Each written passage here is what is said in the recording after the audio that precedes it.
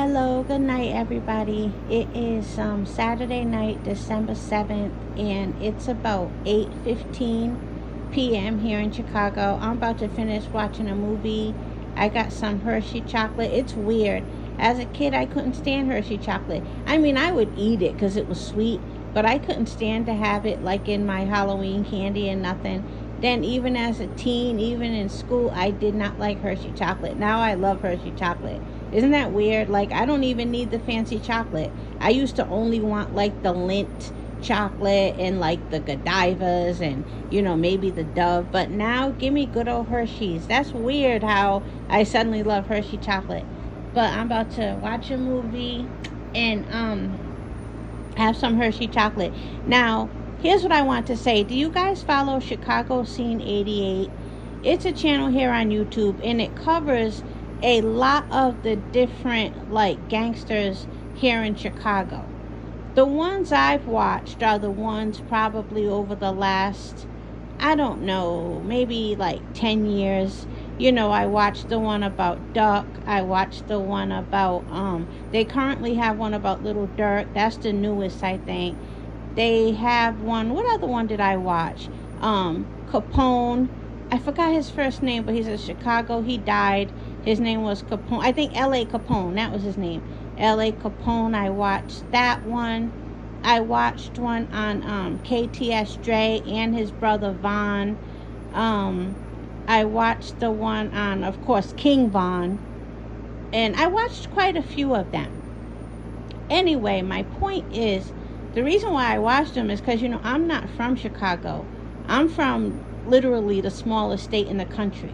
And even my city has a pretty heavy like gangster history.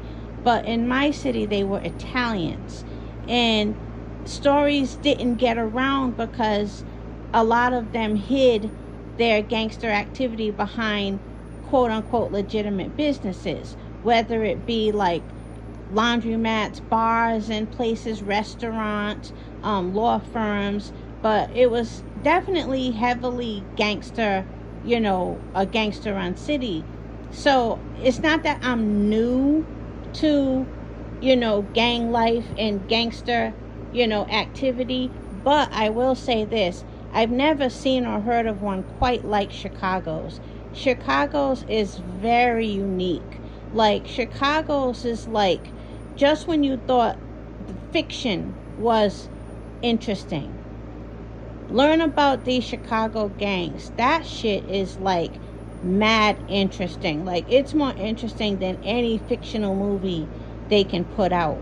It's just like it's like, and I know that I don't know if you guys noticed, but Chicago natives, they don't really like you just calling everything gang, because a lot of them grew up where they were legitimate organizations. They were organizations trying to help the people, help the communities and stuff like that. And then, of course, a lot of them got infiltrated and all types of shit happened.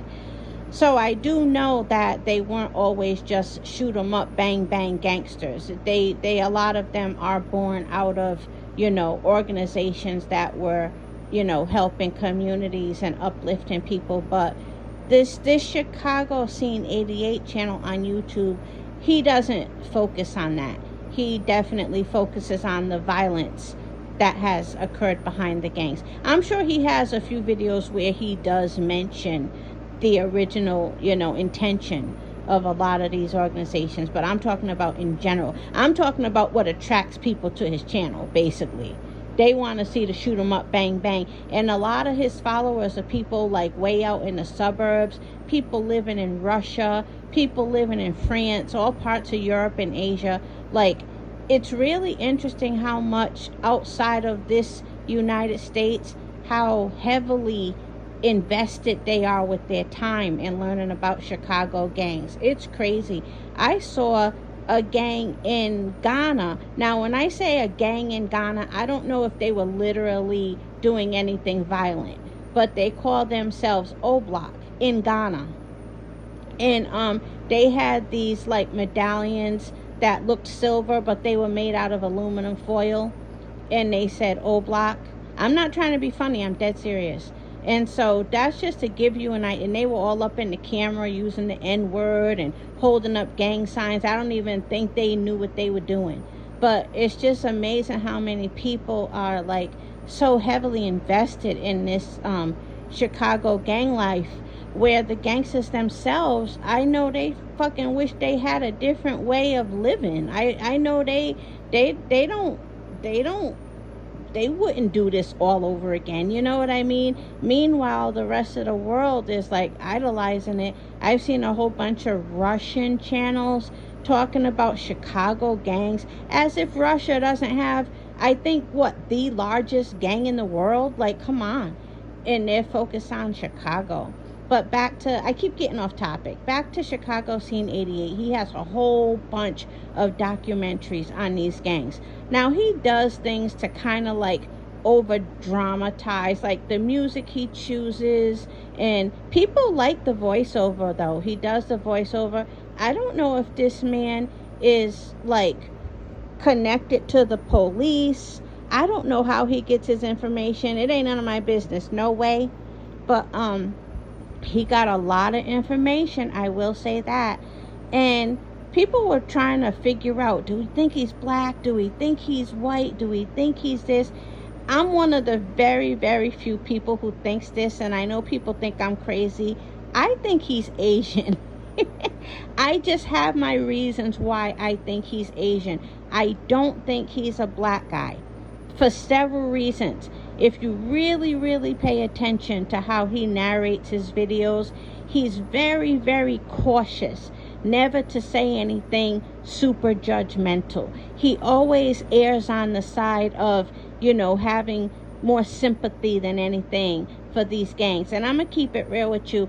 A black man would call a spade. He wouldn't necessarily dog out the gangsters, but he wouldn't always be super cautious on how he presents his information. A black man wouldn't feel the need to do that. It's somebody outside of the race who feels the need to do that. So I don't think he's black, but nobody really knows who's narrating these videos on Chicago Scene 88. But again, I don't think he's black.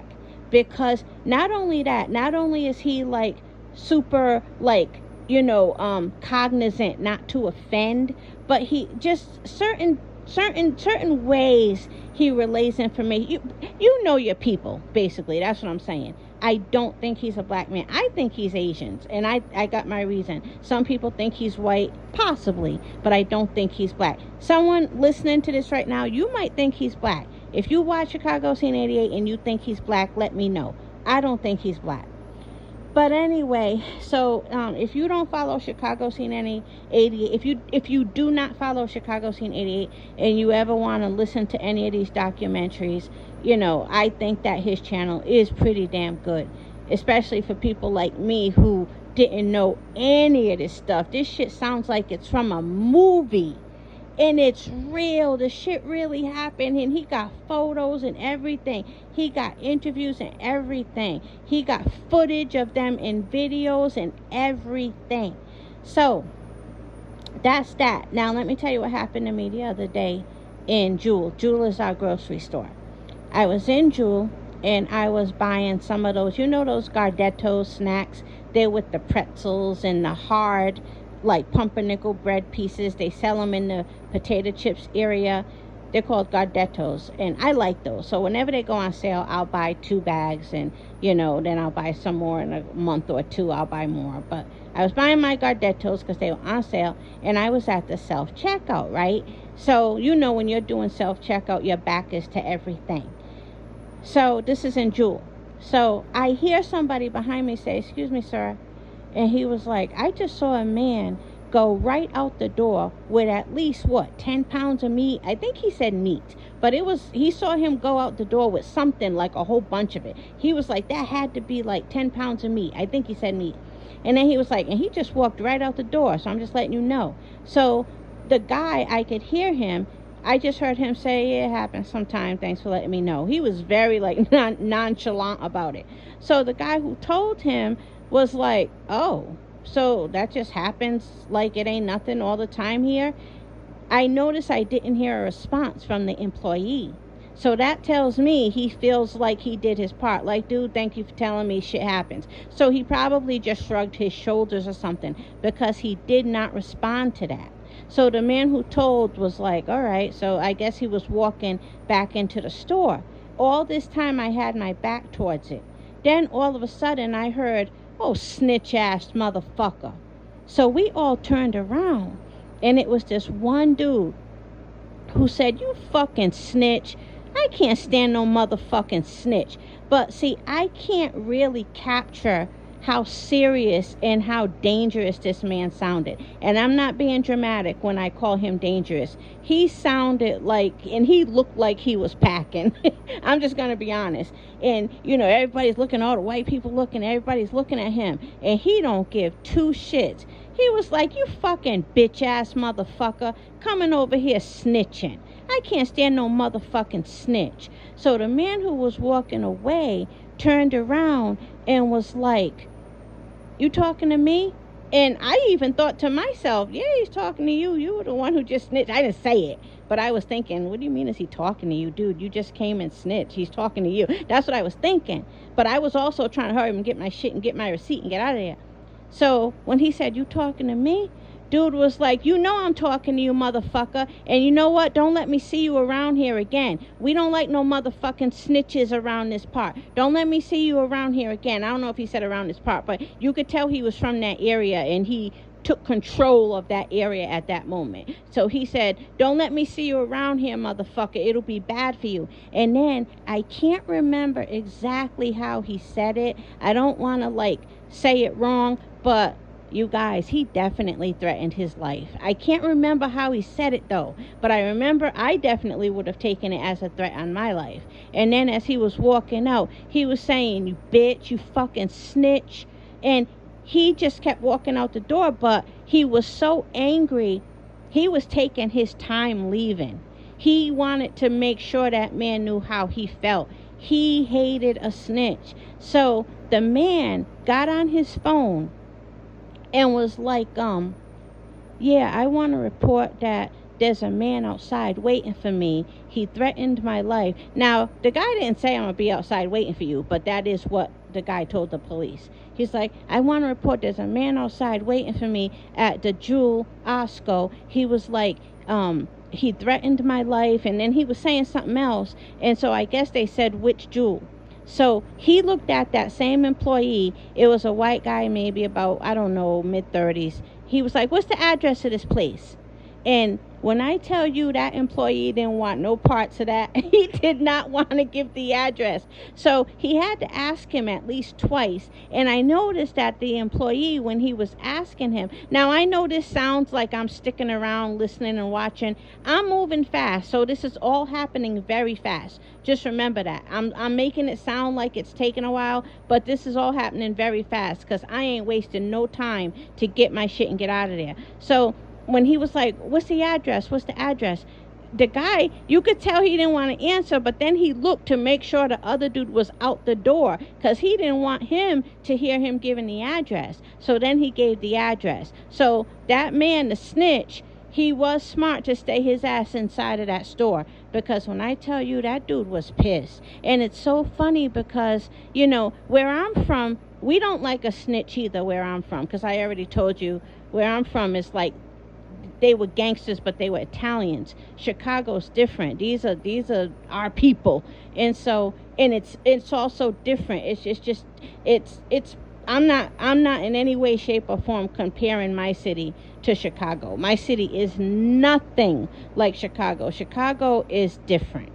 But I was just talking, I'm just saying how we don't like snitches even where I'm from, especially if it's something like some meat. You saw somebody steal some meat. Like, mind your fucking business, dude. You don't snitch on somebody you see stealing meat or soap or cans of tuna. Like, dude, mind your business. Ain't nobody snatching up nobody's child. Ain't nobody's life in danger. You don't go snitching on no shit like that. Are you crazy? If it were a child being grabbed, snatched up, I would risk my own life. I don't care. But meat? Soda? What, liquor? You fucking crazy, dude. Mind your business. And like in my city, people would have just been like, damn, he's a snitch. Mind your business. But in Chicago, that motherfucker almost lost his life. Because again, the way I'm telling you the story, trust me, it does not reflect how serious that man was who threatened him. That motherfucker was serious. And I was like, oh my God. And it's like, here's the thing.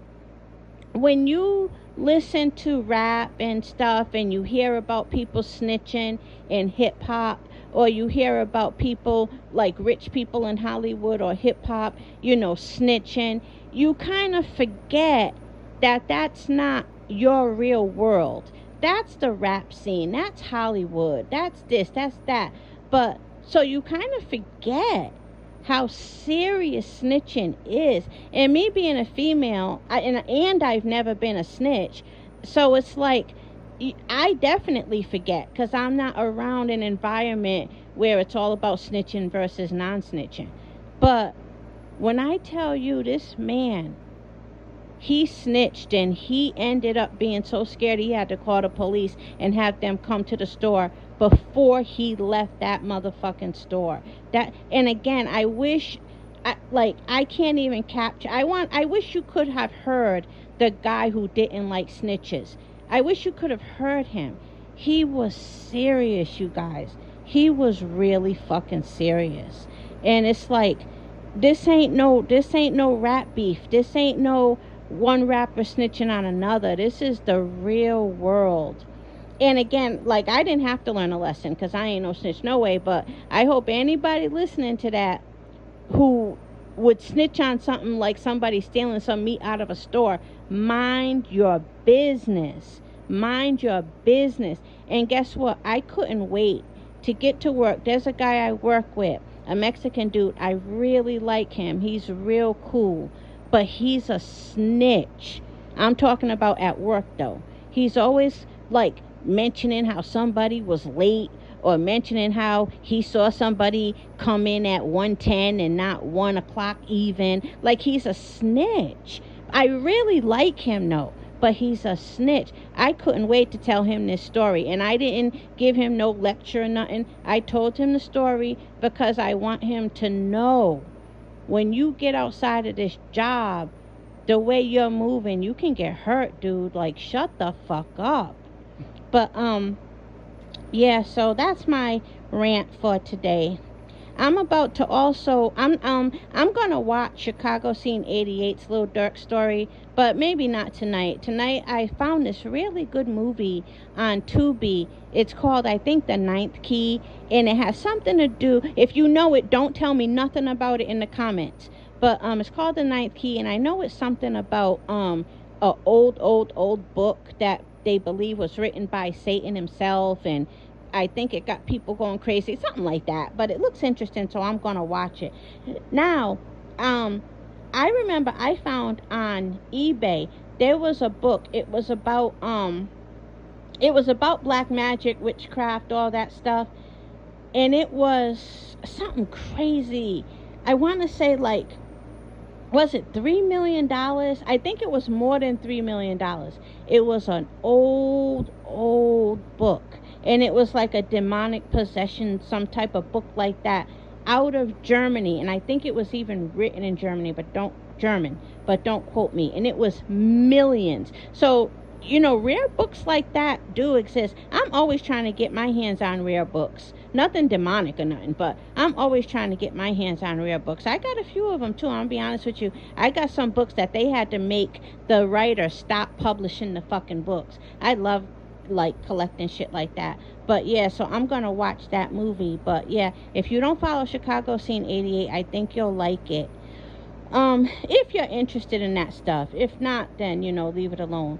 And I know a lot of other cities have very similar stories with gangs and stuff. LA got them, New York City, Detroit. I know a lot of different cities, not just Chicago. But Chicago does have very unique aspects about the gang culture here. Very unique. And I didn't learn that from Chicago Scene 88. I learned that actually from a real Chicago native, Wild Indian. He taught me a lot. Like, he taught his chat a lot about, you know, the shit that goes on in the street. And some of the shit he taught us, very, very, very interesting. And I never would have known that shit. And it makes so much sense too. He knows the real breakdown in the history before it got like even super duper violent. Man, I learned a lot. Salute to Wild Indian. He's from Chicago. But yes, follow Chicago Scene 88. I think you'll like it if you like documentaries. But that's all. Have a good day, everyone. I know this shit is long. Oh my God, a 20-minute video from me. That is crazy. I'll go ahead and post it anyway. If I see that it doesn't get many views, I'll just delete the shit. But have a good night, everyone.